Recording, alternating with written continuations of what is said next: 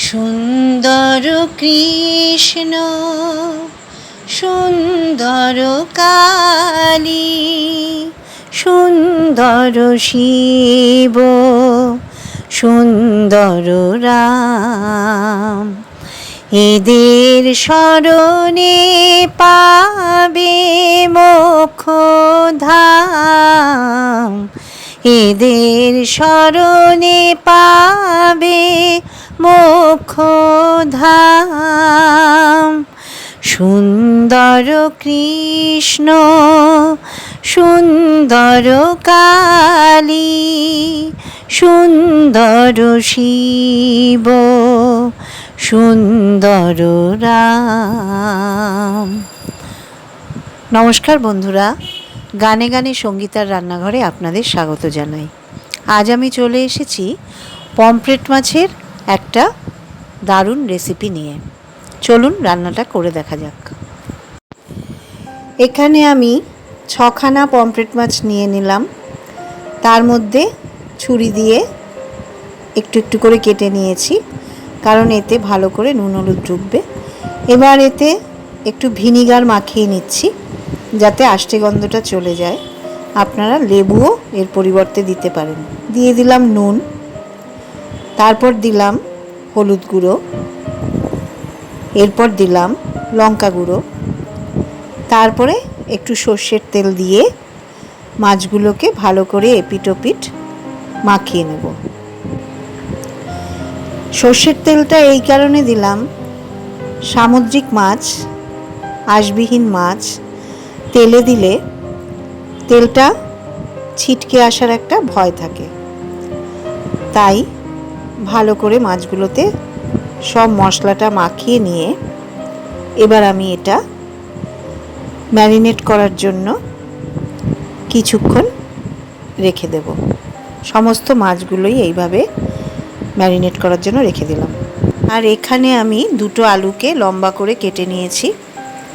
নিয়ে নিলাম 2টো পেঁয়াজ কুচো করে, এখানে রসুন, কাঁচা পাকা লঙ্কা আর কিছুটা আদা। এখানে নিয়ে নিলাম হলুদ গুঁড়ো, নুন, চিনি, টমেটো সস, কাশ্মীরি লঙ্কার গুঁড়ো, ঝাল লঙ্কার গুঁড়ো আর জিরে গুঁড়ো। গ্যাস জ্বালিয়ে আমি কড়াই বসিয়ে দিলাম। এতে দিয়ে দিলাম সর্ষের তেল মাছগুলোকে ভেজে নেওয়ার জন্য। তারপর একে একে মাছ তেলের মধ্যে দিয়ে দিলাম। এক পিঠ ভাজা হলে আমি মাছগুলোকে উল্টে দেব অন্য পিঠটা ভাজার জন্য। এইভাবে মাছগুলোকে আমি একে একে ভেজে নেব।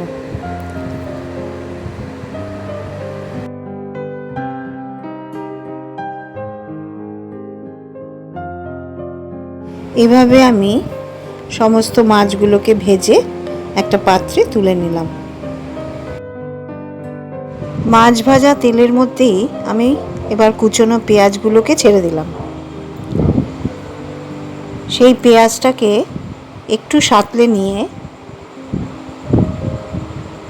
এর মধ্যে একটু নুন দিয়ে দিলাম, তাহলে পেঁয়াজটা নরম হবে। এবার আবার ভালো করে নেড়ে যখন গোল্ডেন ব্রাউন হয়ে যাবে তখন আমি আলু ভাজার মতো কেটে রাখা আলুগুলোকে দিয়ে দিলাম। আলুগুলোকে দিয়ে এবার আমি ভালো করে এটাকে কষিয়ে নেব। তারপরে এতে দিয়ে দিলাম হলুদ গুঁড়ো,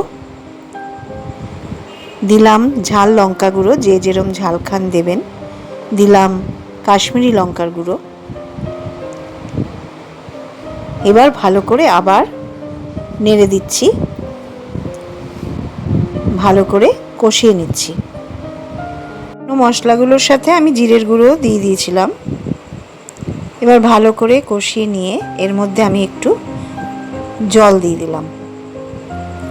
জল দিয়ে ভালো করে কষালে আলুটাও সেদ্ধ হবে, কষবেও ভালো। এখানে আমি আদা রসুন আর লঙ্কার একটা পেস্ট করে রেখেছিলাম, সেটাও এর মধ্যে দিয়ে দিলাম। দিয়ে এবার ভালো করে আবার কষিয়ে নিচ্ছি। কষাতে কষাতে আমি এতে একটু জল দেব। জল দিয়ে দিয়ে কষাবো যাতে নিচটা ধরে না যায়। এবার ভালো করে একটু নেড়ে দিয়ে এর মধ্যে আমি দিয়ে দেব টমেটো সস।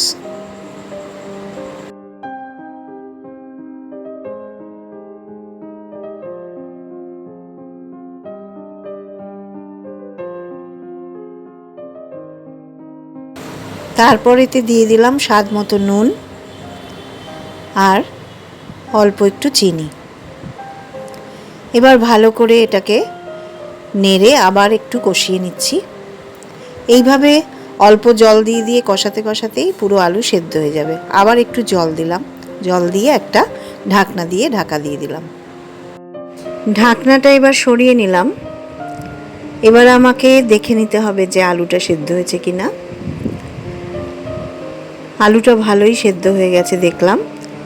এবার এর মধ্যে আমি একে একে মাছগুলো দিয়ে দেবো। মাছগুলো দেওয়ার আগে আমি অল্প একটু জল দিয়েছি। এই রান্নাটা ঝোল হবে না ঠিকই, কিন্তু আপনারাও একটু প্রয়োজন মতো জল দিয়ে নিতে পারেন। মাছগুলো দিয়ে এবার আমি এপিট ওপিট মাছগুলোকে একটু করে নেব, কারণ যাতে ঝোলগুলো মাছের মধ্যে ঢোকে। রান্নাটা আমার প্রায় শেষের পথে। এইভাবে রান্নাটা করে দেখুন, কেমন লাগলো আমাকে কমেন্টে জানাবেন। একটু ফুটে উঠলে আমি গ্যাস অফ করে দেব। এই হয়েছে রান্নাটা, দেখুন কেমন হলো। এইভাবে রান্নাটা করে দেখুন এবং লাইক, শেয়ার আর সাবস্ক্রাইব করুন, আমার পাশে থাকুন। সামনের সপ্তাহে চলে আসবো আবার একটা নতুন রান্না নিয়ে।